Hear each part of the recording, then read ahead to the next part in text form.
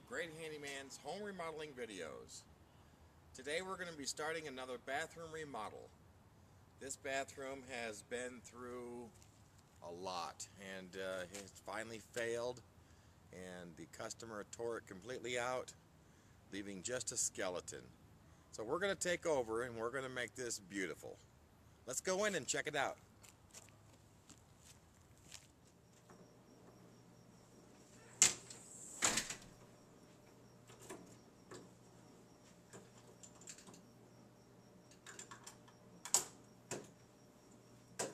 It's a real convenient way to keep a key for your handyman. Here is bathroom number one. It's awfully yellow because of the lighting and the paint. But this bathroom has nothing. No toilet. We're going to get rid of the pedestal sink. This is a master bathroom. It deserves storage underneath. And there's no shower. It's all been stripped down.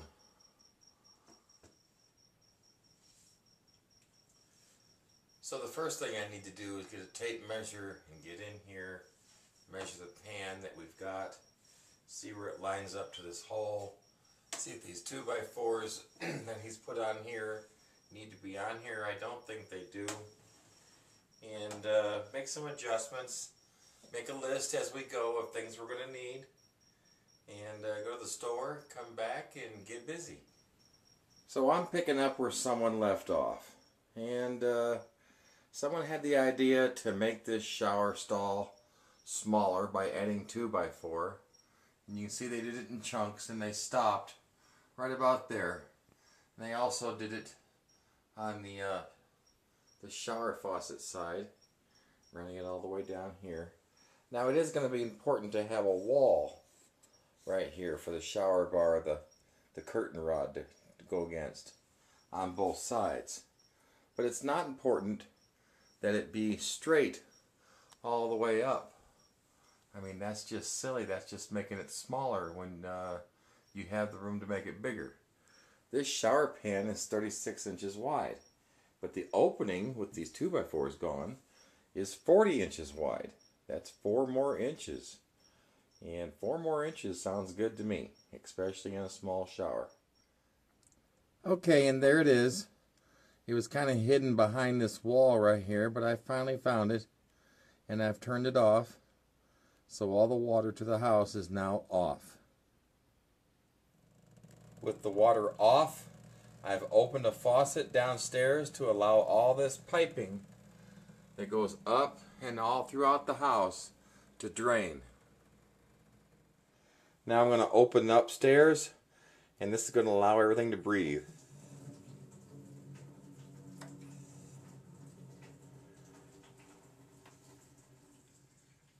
Okay, and measuring up isn't really necessary. Just pick a spot randomly.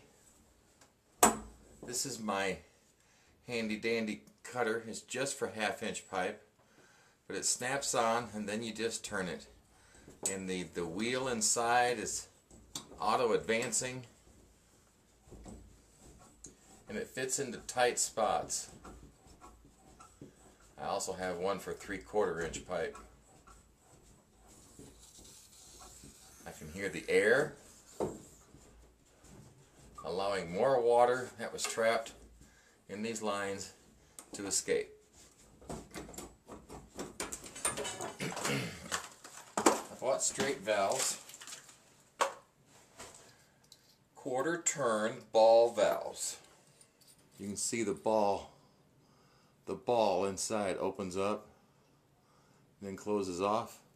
It's much better than one of those turn valves, because those things will just fail.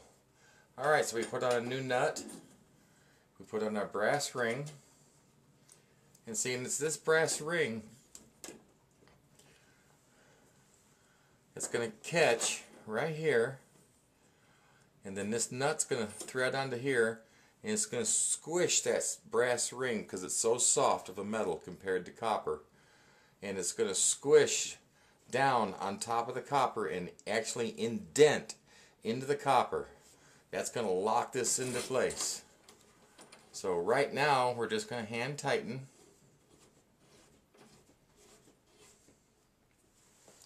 And later on, see, this is going to be tiled eventually. And if anyone has to get to these valves, it's going to be through here in a little access panel. So we want to make sure that we at least turn the valves sideways so that if an access panel is cut open, that they can get to these.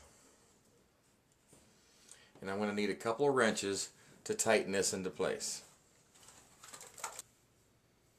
Okay, the first thing I want to do is with my channel locks, I want to find the position that'll allow me to grab the housing of this faucet and then another channel lock open to the right position that's going to allow me to grab this nut. Now just tightening them is not good enough for me. I like to tighten them until I get a little squeal out of them. Did you hear that? When they squeal like that, that tells me that that brass ring is being smashed, not only this way, but this way into the copper. And it should be strong. We're going to make sure to turn this in the off position before we turn the water back on. Now we're going to tighten up this one.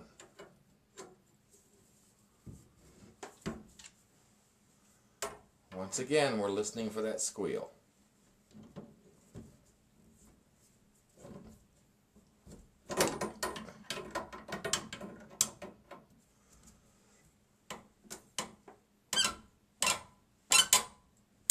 There it is. Nice and tight. And we'll close this one before we turn the water back on. Now we're ready to work in the shower freely without worrying about water in the rest of the house. I've got the old faucet out of the way, and now it's time to remove this pipe going up because it's not tall enough, and to remove this 2x4 because it's not back far enough. It needs to be back all the way against the sheetrock. So we're going to hit that out of there now. Okay, placement of this thing is not critical. Approximately 4 foot up, right where you see that seam for the sheetrock on the other side. I've placed a couple of screws. Just a place for the 2x4 to sit. And I'll show you.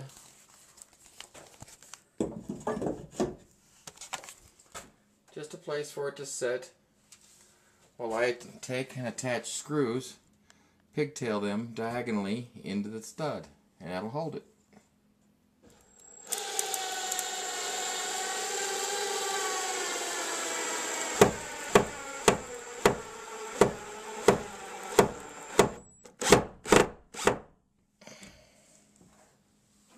There we go. Okay, the new faucet says up on it. I hope you can see that. So it's going to go this way. And I got the new faucet installed. It just took a couple screws, one here, one down here to hold it against that 2x4. And then I used the flexible lines, metal braided of course, don't use the plastic ones, inside the wall. And left the valves in the off position. And then attached this to the shower head and strapped it with a copper strap again. And then soldered it.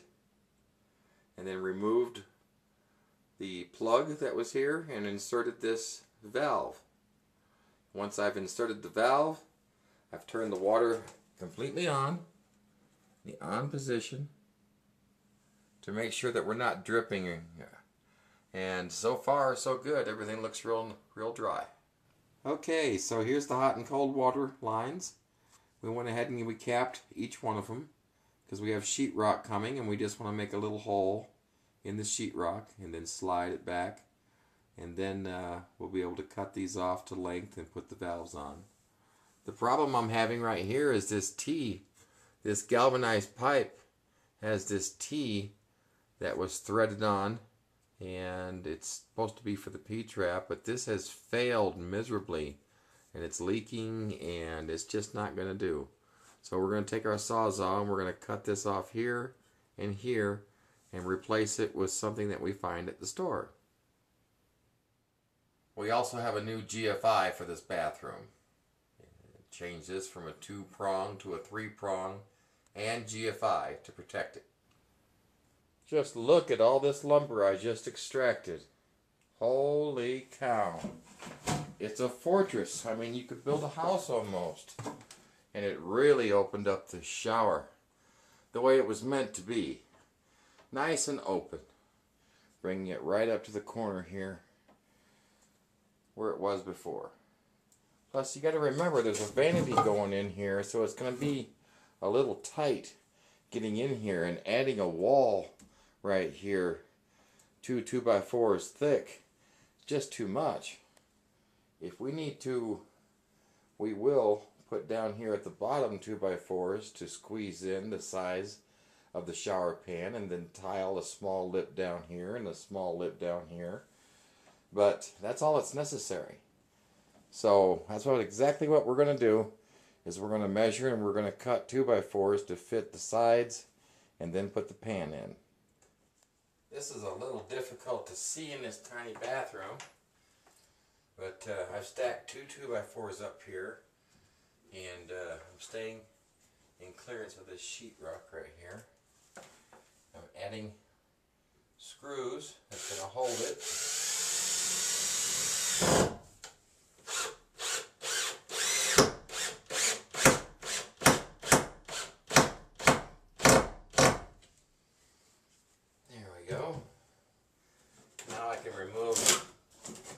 This one, see the pan is going to sit down. Well, I'm going to cover this with more underlayment, but the pan's going to sit up here where I'll be able to screw into it.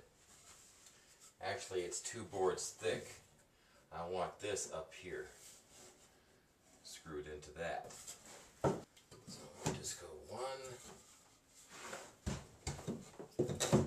2, 3.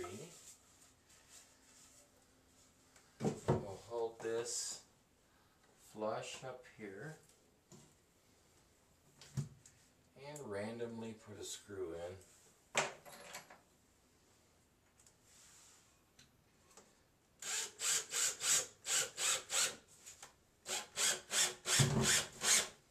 That's nice and solid. Okay, so before setting the shower pan, I wanted to get the drain set.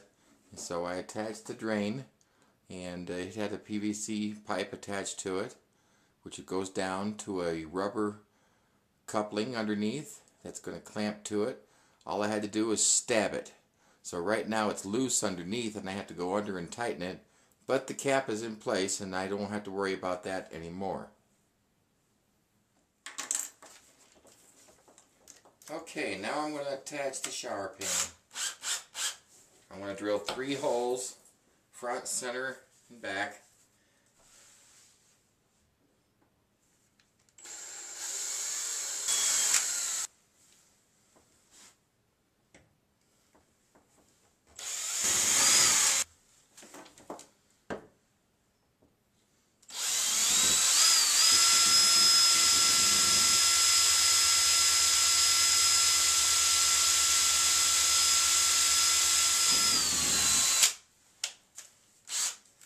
Okay, these things are a little bit tough to drill. That's why I did it with a drill bit. Now what I'm going to use is something called a neoprene screw. And neoprene just means there's a rubber washer on it. So these are 2-inch long, nut driven. So I'll just take the bit out of my driver and it should go right in.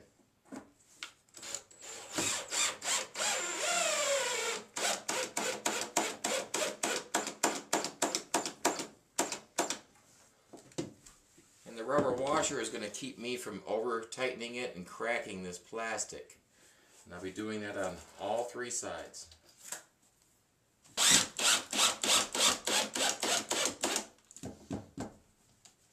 Now you're probably asking, well, won't those screws show later on? Absolutely not. Half-inch half-inch hardy backer board is coming down, which is about the thickness of my finger. As you can see, that already covers up the screw as far as flush this way. And then a tile goes on top of that, which is going to come all the way down and hit this shelf. And that's going to cover up that screw. So we're going to be packing this full of concrete. And you can see this little indentation right here. That's going to fill up with concrete and help hold it. And there'll be a tile right in front of it. So your shower pan has this lip as well, and a bathtub. So water would have to hit here, go under, climb the wall to get out. And that goes for all three sides. So unless your pan is cracked, your leak is not coming from this area. People just caulk and caulk and caulk and caulk and caulk and make it just look terrible when that's not the problem area. Because water, like I said, would have to climb this to get out. Now yours may be cracked or worn or has a bigger hole and needs a bunch of caulk. But normally this is the way it's done.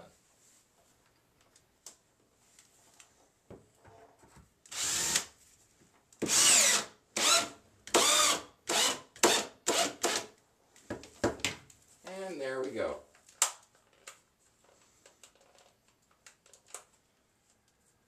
Alright, then we cut out this piece right here using our Sawzall because it was leaking. And we just cut it off. And in its place, we found a PVC tee and some rubber clamps. And we just put them together and clamped them together. And now I have 1.25 inches sticking out. It's ready to go.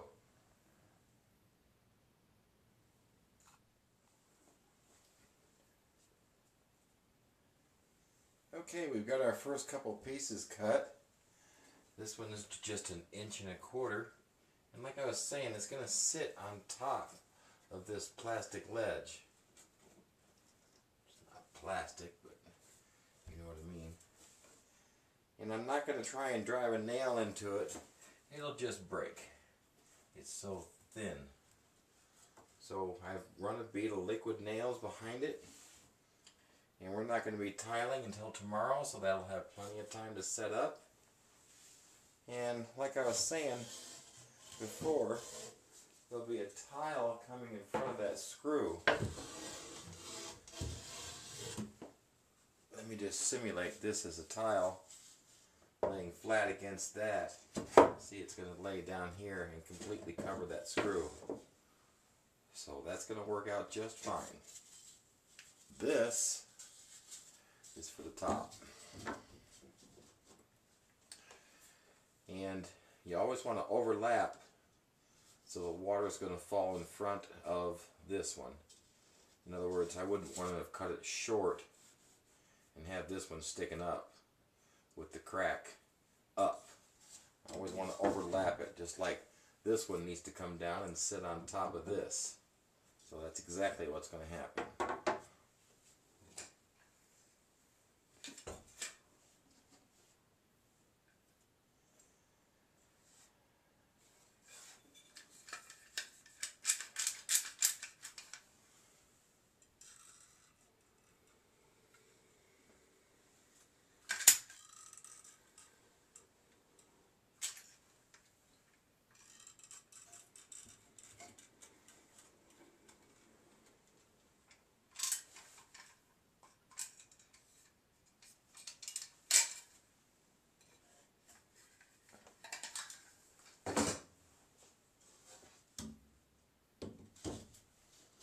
We're going to rub this back and forth just a little bit and smear it. I really like these roofing nails. They're galvanized and they won't rust. And they're much easier than screws.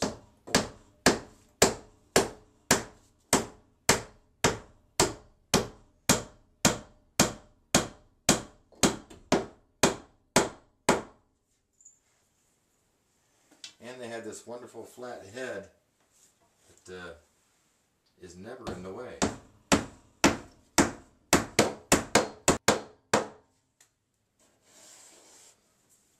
Now, this is sticking out just a little bit, but when it dries, I'll be able to shave that real easy to make that flush with this. So now we proceed with the wall. I'm going to be cautious on this wall because I'm going to put a cubby hole in up higher, but I only want to put backer board in up to that cubby hole so a full tile fits exactly underneath. I'd rather not have a cut tile. So we're going to try and plan this out perfectly. Alright, I've measured and dry fitted and cut the next piece that's going to go right here. I measured up to a little bit past the bottom of this so I wouldn't block this screw hole, which we're going to need later, and that's at 42 inches straight across. And this is 33 1/4. And we're going to hold this on to the 2x4s with roofing nails. So I've marked up here where it's going to hit, and I want to add liquid nails to these studs to help hold everything in place.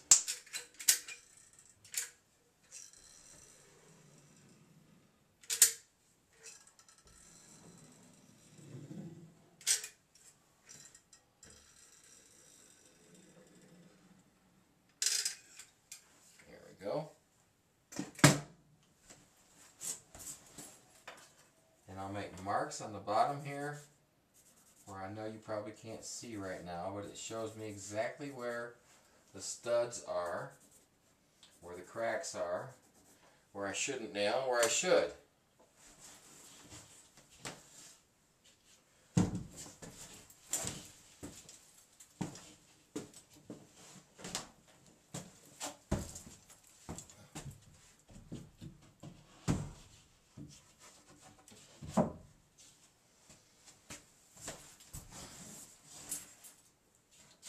Alright, and I want to bring that right up to my sheetrock.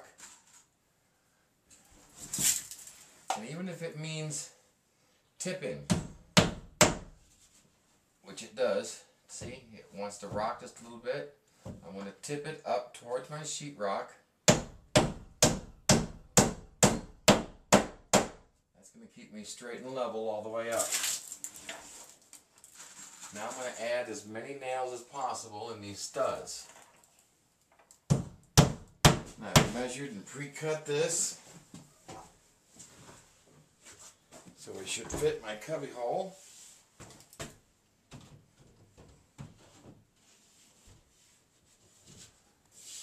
And if you measure carefully and take your time, in no time it'll start coming together for you. And at the seams, I like to take liquid nails and shove it in the crack and smooth it off with a piece of cardboard and then let it dry overnight. That's going to completely seal the corner everywhere. Like right down there. And over there. Alright, now we've got all that sheet rocked. It's time to get out the tape and mud and fix that area where the seams are. Of course, it's going to need drying time and sanding and remudding.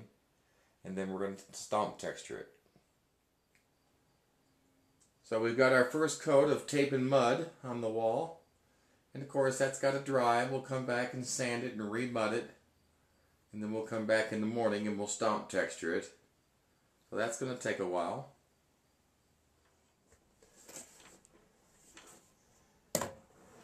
Okay, we're going to start right here in this back corner because I have a cut edge out of a corner of a tile like this. I don't want that cut edge to show. I want a factory edge in front of it. So I'm just going to be nice and tight, then tile will go in front of it and on top of it, and it'll hide that cut. This is my first tile. Placement is critical.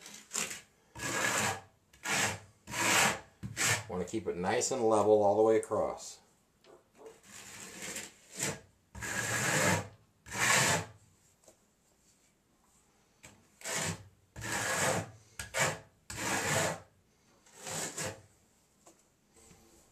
I'll get this up here.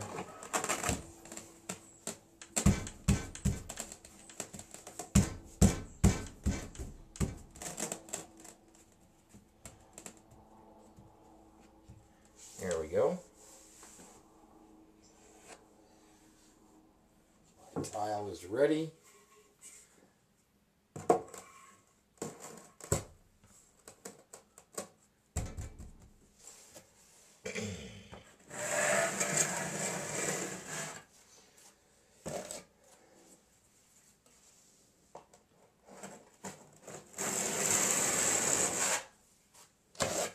Cleaning up anything sticking out, so I'm not ready to tile my third one yet.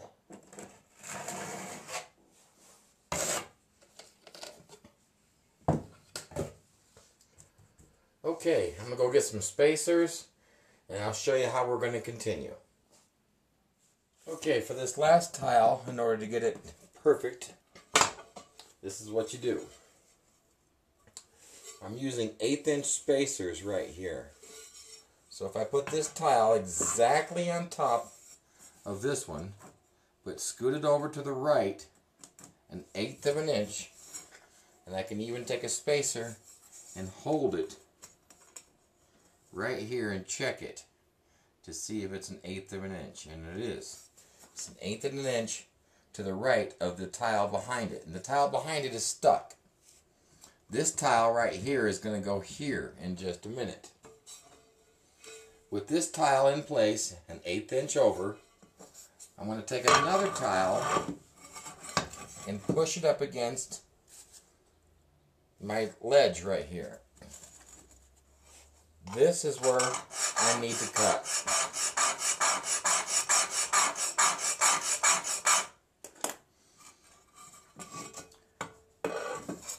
And if I do it here, this is where I need to cut. And even if this is on a slight angle, the angle is being picked up and transferred to this tile. Now, I'm also square, sitting in the corner, so this is the height that I need it.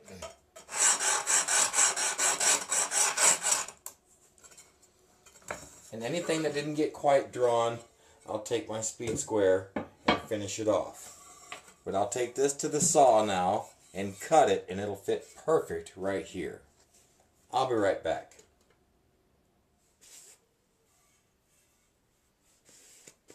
Okay. And finally, put this in, and you can see, I hope, that it's an absolute perfect fit with exactly 1/8 inch space left over from my spacer here.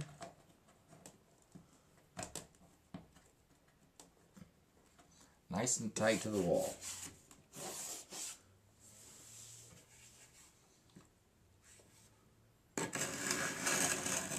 And clean up what we're not tiling at this second.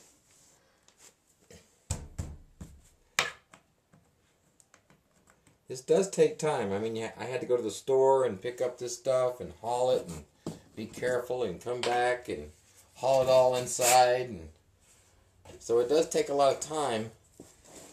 Even though it doesn't look like it on video, it does.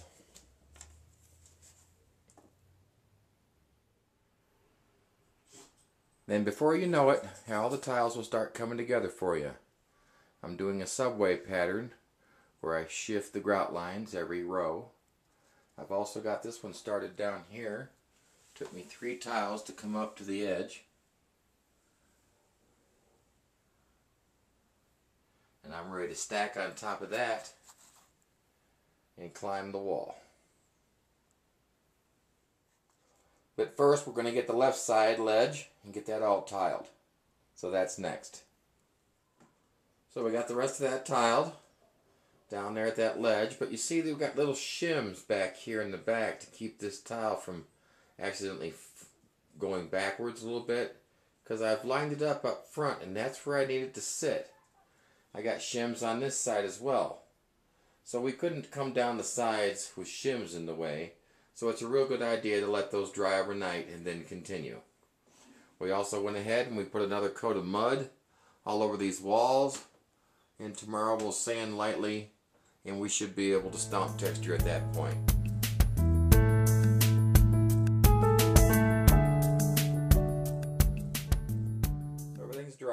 we're going to remove all these spacers and the tape. And we're going to continue to climb the wall. Alright, I got my first row of tile started. And I've only made it 2 tile before my third one will need to be cut. And how I'm going to end this shower is with these bullnose tile. It'll bullnose right back to the sheetrock. And I've determined, I've lined up exactly where it's going to hit and drawn a line. And if I put that tile right there, an 1/8 inch away is that other line. And that's where my tile needs to come up to and stop. Right there.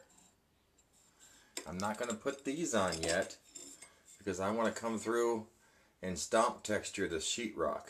And I want to be able to get right up to that line without touching tile. So I'll get that completely stomp textured and painted before we put on this trim tile.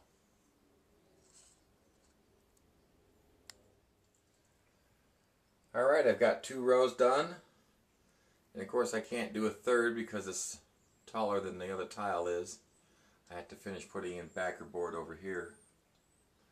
But I wanted to see how this was going to turn out. And it's going to turn out real nice. Like I said, I've left that strip right there for that border piece because I want to stomp texture up to that line right there. So now it's time to do the other side. And just to keep the pattern going, I mean, this is a full-size tile, so I don't want a full-size tile starting. This is not a full-size tile, so I do want a full-size tile starting, so it'll miss this grout line and come down over here, just like I did on the other side. So let's measure up and begin. Alright, this row had to be done just a little bit differently. I started out the same, but the second row, because the end piece down here was almost 10 inches before it reached the corner, it's different than the other side.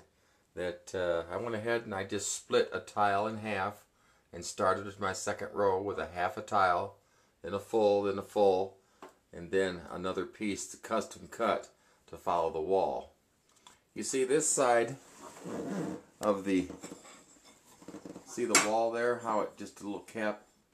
This side's going to get the bullnose like this.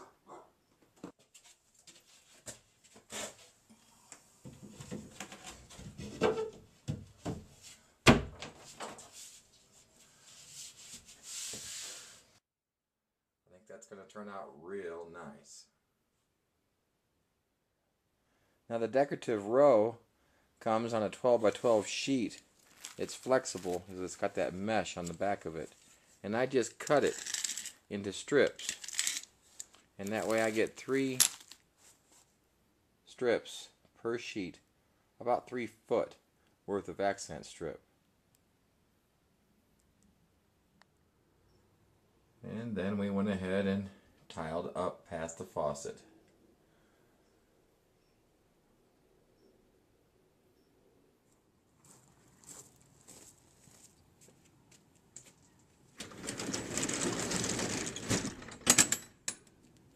The handyman truck is closed for the day. That's going to wrap up this episode of Great Handyman's Home Remodeling Videos, episode 4 of this bathroom remodel.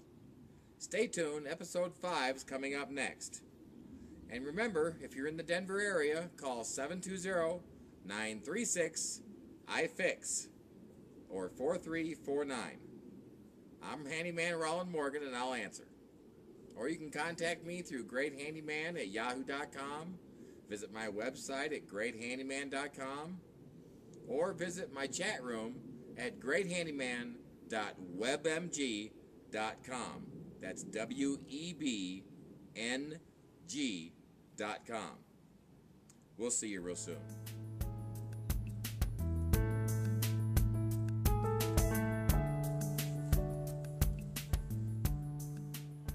Hi, and welcome back to another episode of Great Handyman's Home Remodeling Videos. This is going to be day 5 of this bathroom remodel. We're going to get a lot done today. We're here nice and early, and we got a lot of tiling to do. So let's get busy.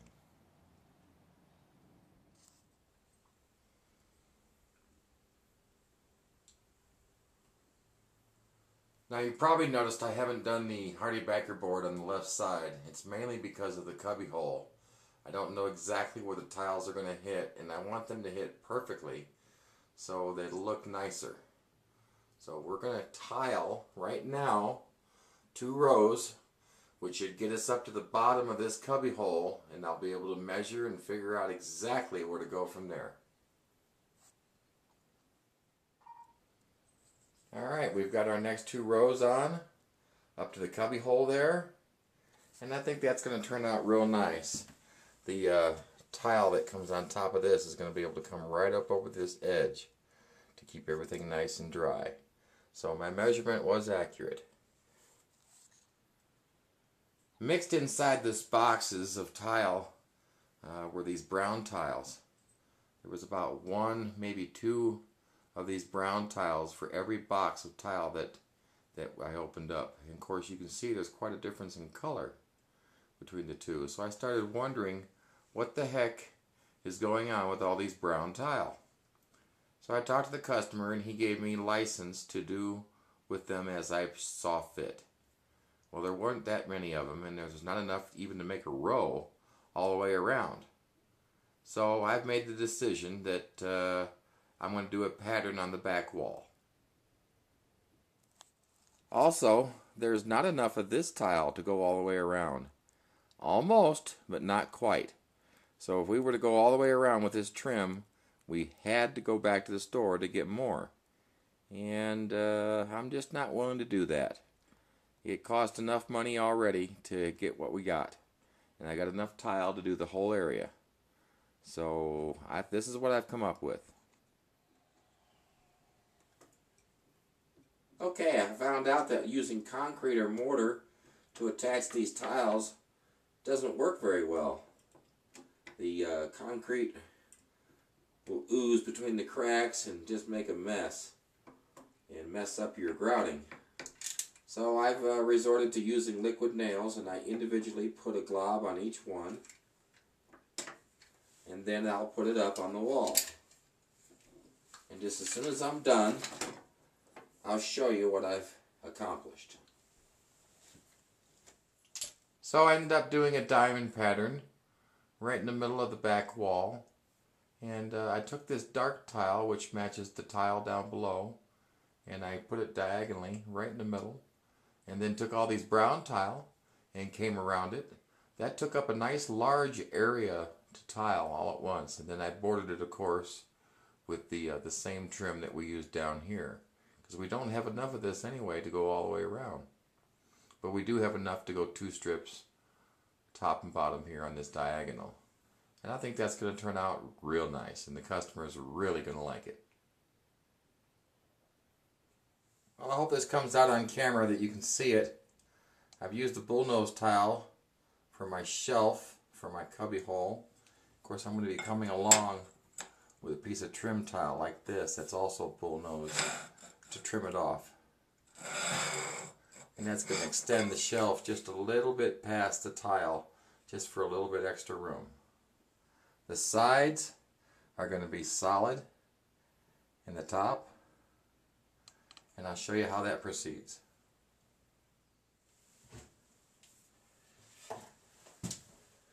And we can also put in our last piece of backer board.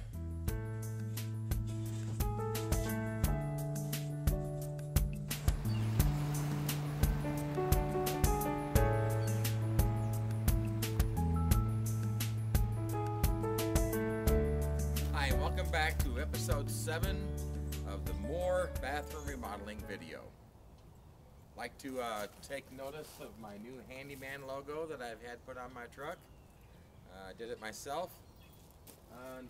You can see where the old lettering was, and I'm going to eventually take care of that and mask it off, but boy does it look a lot better. So we're going to continue this bathroom remodel, and we've been here a while, and we've been stomp texturing and tiling and getting the floor ready, and now we're working on the toilet. It turns out that there was a 4-inch lead pipe sticking up out of the floor, so I cut it off and took my hammer and I mushroomed it over. Now we're ready to install the flange And that's where we're going to start.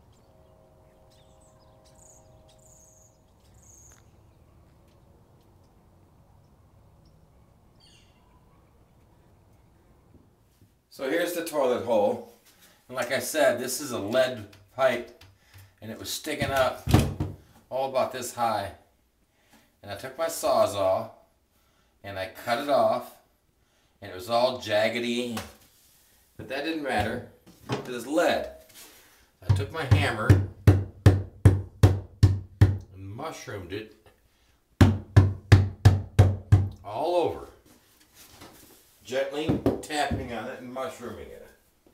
Now I've bought a toilet flange, and this flange has got the rubber seal, and they make these in different styles and shapes, and they make them in black and thicker and metal, but this one is for this type of pipe, and you just push it down like this and screw it to the floor. Now, I wanted to talk about these lineups right here. They make these for bolts to stick upwards. They also make these slider things for bolts to slide in, slide over, and stick up. Some people like the slides, some people like the straights. I think I've mentioned in past videos that I didn't fully understand why people would do this when these are available. But these allow your bolts to move around when you're trying to install your toilet. And these will always be aligned, will always be right where they need to be, right across from each other. They're not going to move front and left and front, back and forth. So I think I've decided that I'm going to prefer the tabs sticking out each way, each time, if I can do it. So now that those are lined up, and I should take my tape measure and measure to the wall and make sure I got 11.5 on that side. So you got 11 3/8 on that side. It's slightly skewed. 11 7/16. 11 7/16. That's all squared up now. I've also bought some special screws. They're number 14s because these holes are so big that a regular sheetrock screw, which I believe is an 8, is just too small to grab these properly. So I found a box of 10 of Spax screws. They're construction screws, and by the time I get 8 of them in here, this is going to hold really well.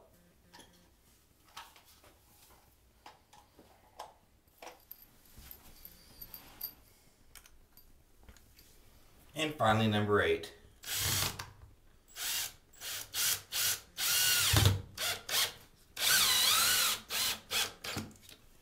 That ring is going nowhere.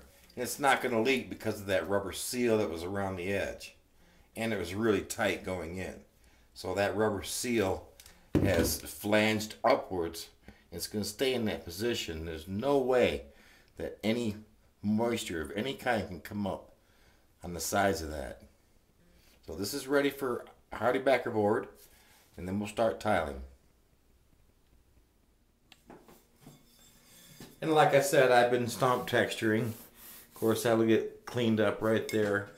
And once it does, and this gets lightly sanded because I stomp textured it, then we paint it and it dries, and I'll be coming through with this bullnose piece. And that's going to finish off our shower real nice.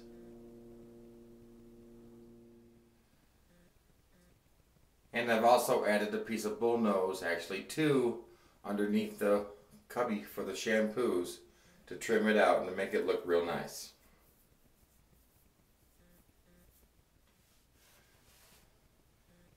And just like on the other side, I stomp textured up to a point, because later on I'm going to be coming through with these bullnose tile, and that should trim it off really nice after that's painted.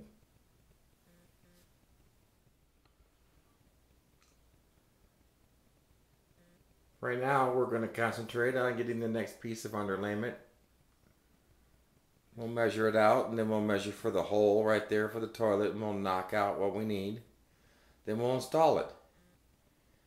Then we'll be ready for tile.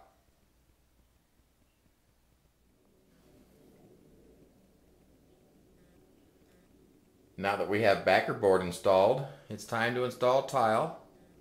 And we're using 18 by 18 tiles, which is going to cover up a lot of real estate real fast. So you can see I started way over there by the shower pan, and I'm going to end up over here by the toilet. But in order to do this area properly, right here, I'm going to have to set on these tiles after they dry and set up. And that shouldn't take but a couple of hours. So we're going to take an early lunch, and we'll be back.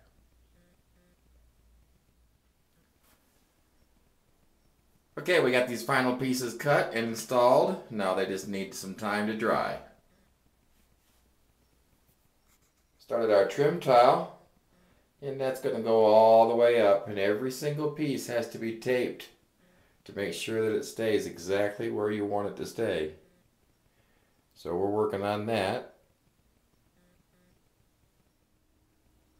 Okay, and we've continued our trim on the left side, and we've gone all the way to the top. That's going to be our last piece of tile. Now it can just set overnight and dry. And in the morning we'll remove all the spacers and all the tape and clean it up. We'll start grouting. We'll wrap this bathroom up in no time. Here we go. Grout starts to fall immediately. That's just what happens when you grout. Don't be sloppy. Take your time. Look real close where you're grouting.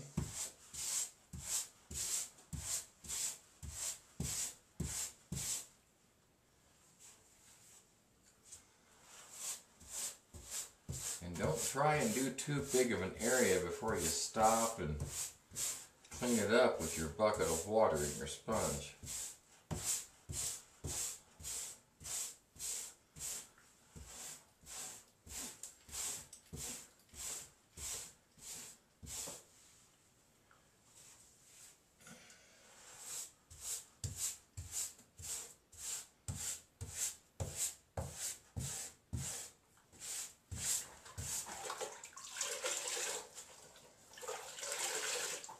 Alright, we're back with our sponge, and like I've showed you in the past, we're just going to scrub, lightly scrub.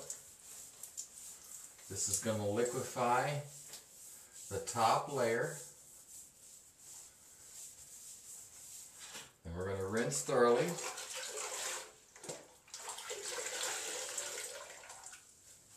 And we're going to wipe. Flip over a sponge, wipe again, and rinse. I'm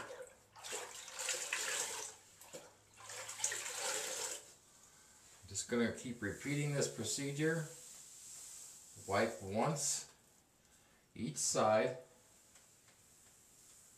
then rinse. Now, it's not perfect. Sometimes you'll get streaks. Come back over them. You'll get it. But scrubbing it first is going to help you liquefy, like I said, the top layer. So it's not like scrubbing off dried grout. We got the cubby hole all grouted. I think that turned out really nice.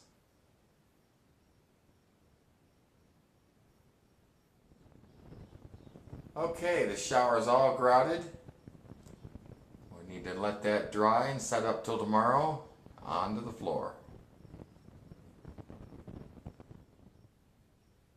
Well, I got the whole thing grouted.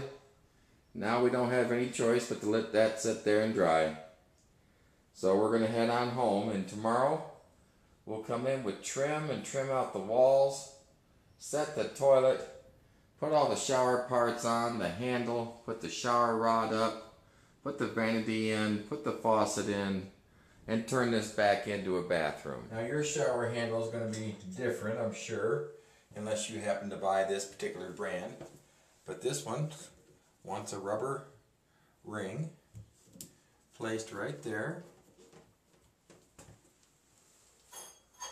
And then this contraption here placed inside this metal housing. And then this whole thing slides over.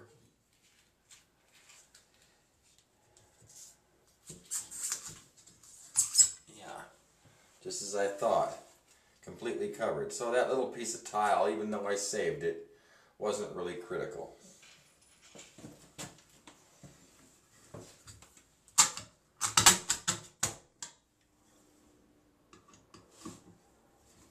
I don't like to do this with a drill.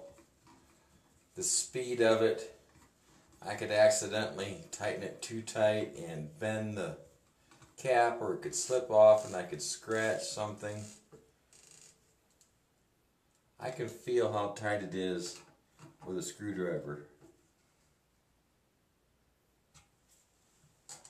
And that looks real good. All I need now is a handle. And there's an adjustment right here in case your water is too hot.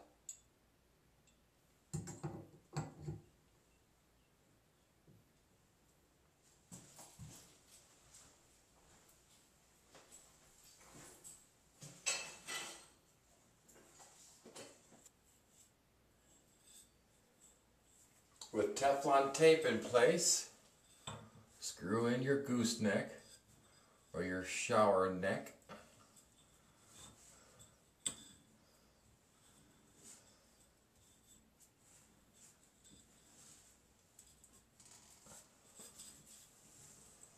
And you want it nice and tight.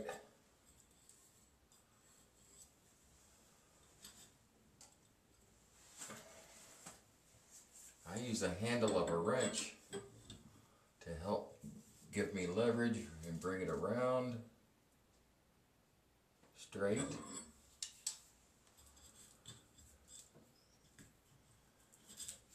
Push this ring back. Take off the blue protective cover.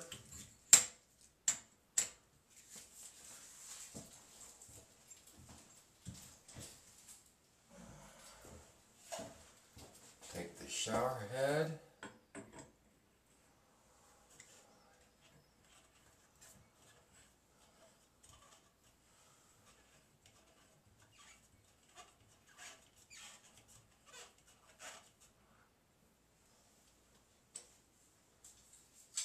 And lightly tighten it. And in this case, I want to turn the word delta, where you can read it. And see, it'll angle up, angle down quite a bit. And I put it nice and high. You can see someone like me that's 6 foot tall can stand underneath this rain shower easily. I've got my vanity mounted to the wall, liquid nailed and screwed. That's going to dry overnight and really be strong. The vanity top is going to sit on top of this little lip that goes all the way around. And right back here in the corner it touches. So I want to put a little liquid nail. And I want to put the liquid nail on the inside. So if it does ooze, it oozes on the inside and not over the edge where you might see it. Okay, I put my faucet on ahead of time, and my water lines, and my pop-up assembly, so I don't have to crawl underneath and do a lot of this attaching. I'm just going to set this here, and with the liquid nail underneath, it needs to sit there and dry thoroughly. So you can have two different flushes with this toilet. Just a little bit of water and a lot of water. We also put on a toilet paper holder, and we got a new light switch.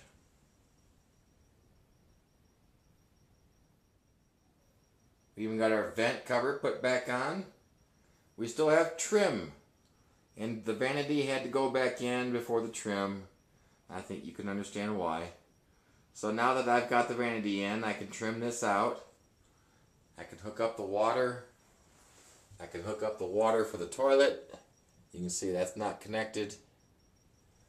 Everything's still dry in here. I'm just going to keep it that way until tomorrow when everything sets up. And I can go ahead and turn the water on to everything and release this bathroom back to the customer.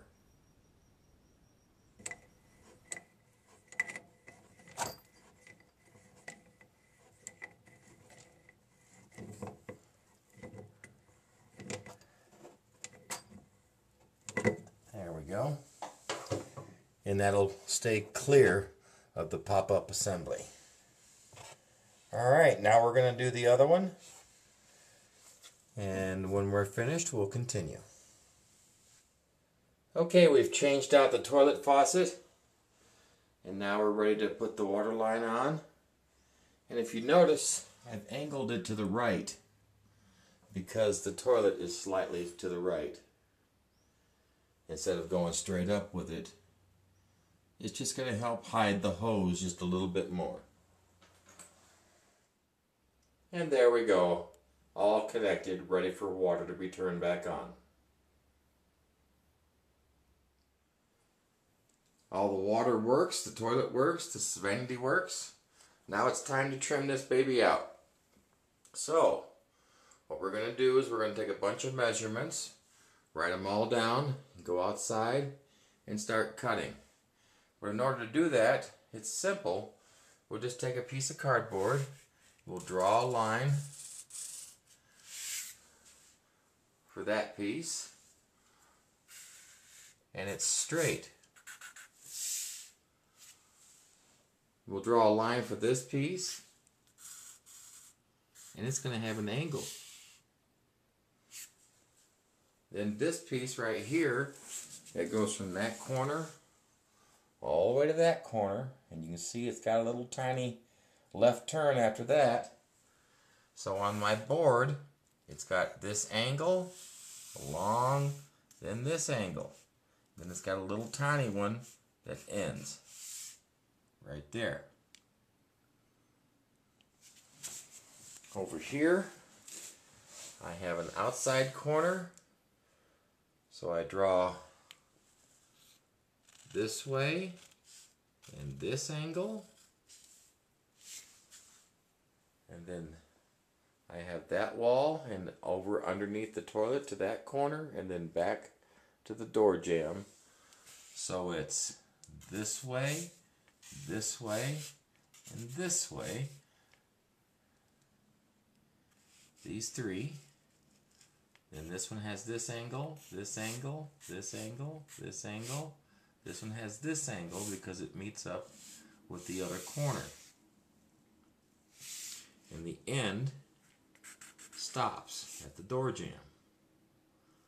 So I have 1, 2, 3, 4, 5, 6, 7, 8 pieces. And I can verify that. Let's see. 1, 2, 4, 5, 6, 7, 8. Exactly 8 pieces. Now all I got to do is take off my measurements and write them down. Go outside and start cutting. Alright, I started out with 10-foot sticks of trim here. And what you want to do when you're cutting up your trim is cut your longest pieces first. So my first longest piece is 79.5, and I need an angle on both sides of it.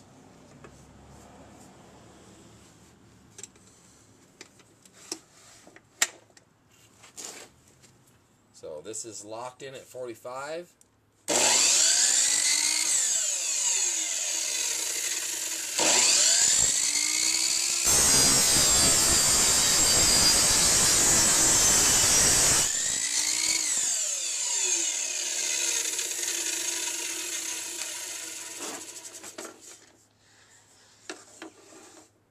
since that point goes into the corner, we want to measure from point to point 79 and a half.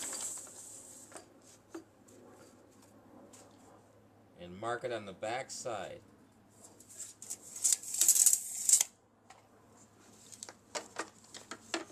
So it's marked on the back side here. Reverse my 45. Lock it in. Now I need to view from the rear that pencil line as I'm cutting. As I get down towards that pencil line, I'll know how much more I need to come over. You'll see as I cut this.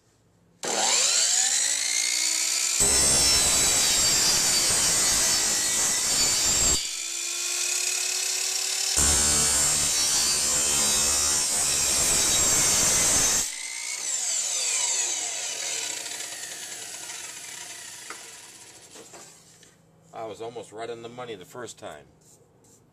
But I barely missed it, so I slid over just a bit. Now this will all have to get painted, but we'll show you how we're going to do that in just a minute. So our first piece is ready. 79 and a half. We'll mark that off our list. Our next longest piece is 34 and an eighth with the same type of angle on each side. We're going to measure the leftover of our piece. We have 40 inches. So we have plenty of room to make our 34 and an eighth. Since we need an angle like this on one side, we'll go ahead and cut that since it's already here.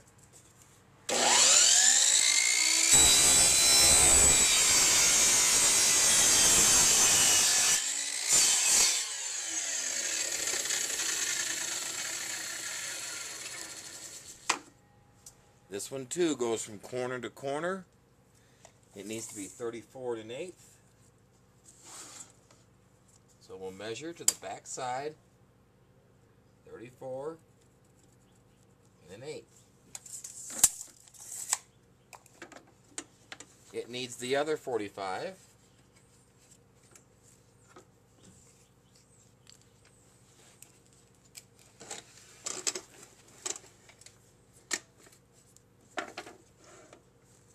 And once again, I'm going to look.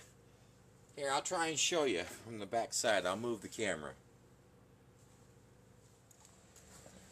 Okay, this is the back view of my camera, and I have a pencil line right here. But it's really hard to tell exactly where the blade is. So, I'm just going to get close and come down slowly until I pass that line, and I'll know how far over to go.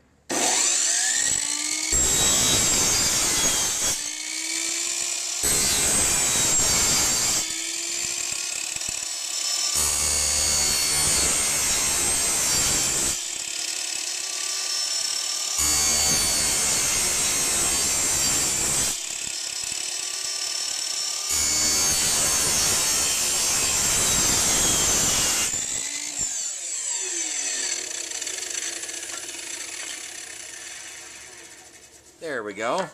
Our second piece is cut.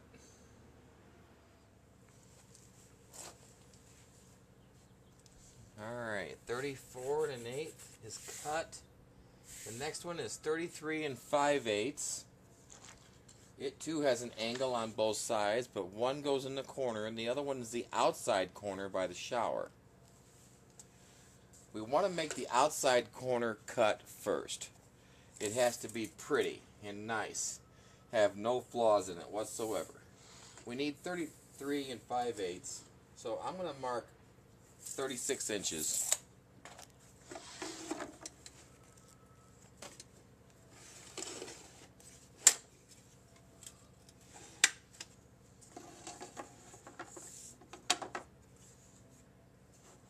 And the key to getting a good cut is nice and slow, and to let your saw come up to speed before you even start making your cut.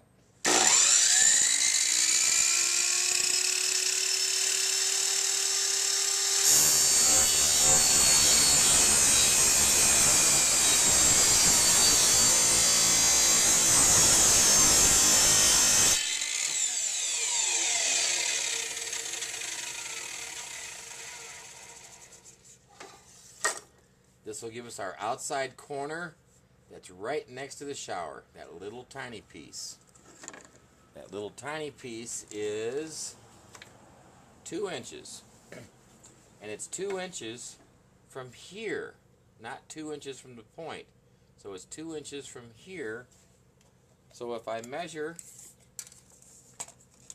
and I just randomly pick a number, I say 6, and put 6 right on that line, and then measure over 2 inches, transfer it to the top, right there,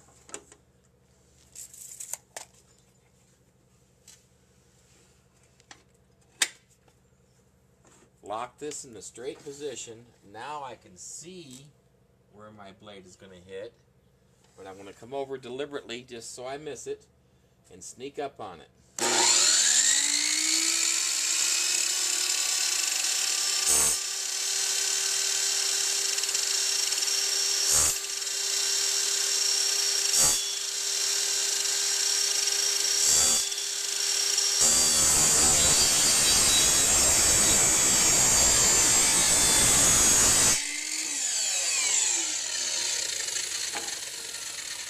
You would never want to make a small cut like this and then try and do this angle.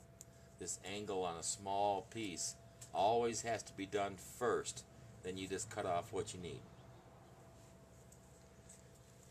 The 36-inch piece that we cut needs the opposite angle.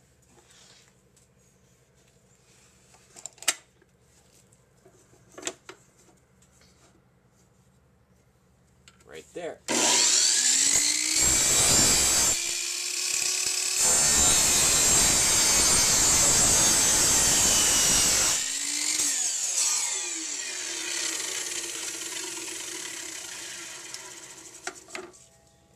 Okay, so we've got that angle for the other piece that goes next to the toilet, and it goes back to the corner to 33 5/8 to a point.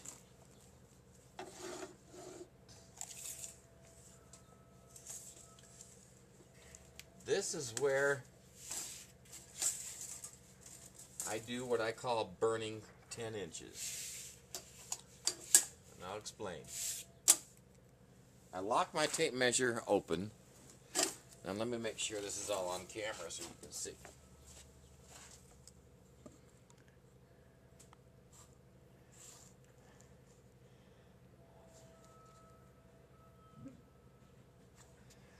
Alright, you see how my tape measure is sticking way past, because I've got to measure from this line, not the point.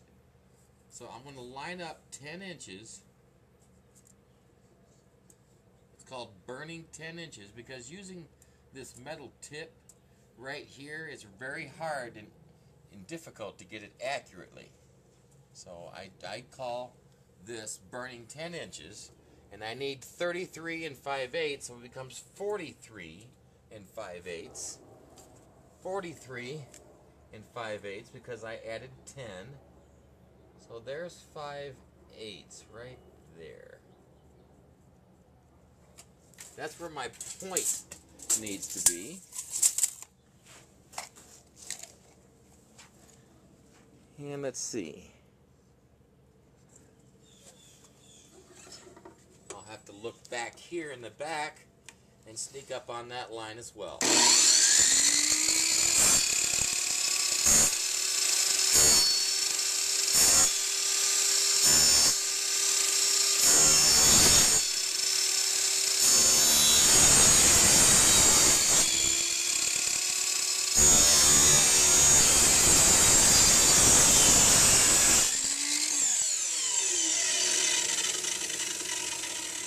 Okay, and there we have our next longest piece cut. And we're going to continue this process until we have all 8 pieces cut. And then we'll go inside, stretch out our hose from our air compressor, and install it. We'll be right back.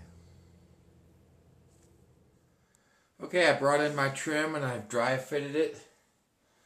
And I've also put masking paper underneath, because I'm going to have to paint this in just a minute. I don't want to get any paint on the tile. So little pieces like this I wouldn't worry about trying to put a nail into it. And you're not going to need too many of these.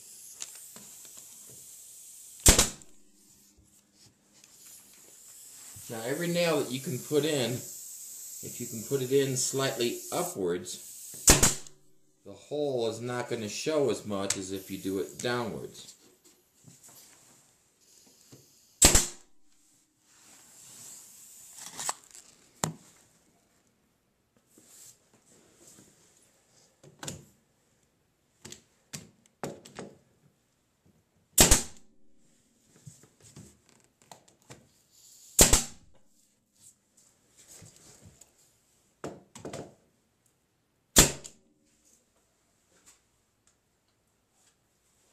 This is the worst opening or crack that I have, but you'll see here in just a minute, with caulking, in just no time at all, that issue will completely go away. We're going to caulk the top in both directions, all the way, get a little bit more there. And with our finger, taking our time,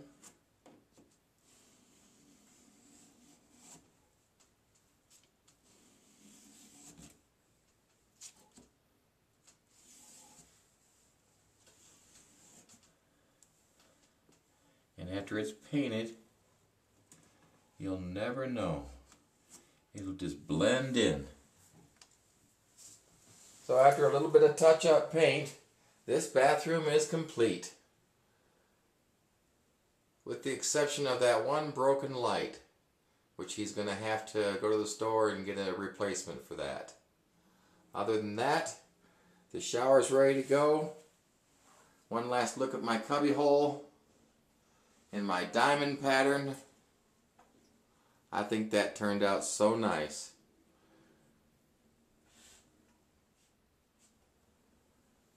We've got our toilet installed and trimmed, new faucet, new water line, and a new cabinet. Everything in this bathroom is complete.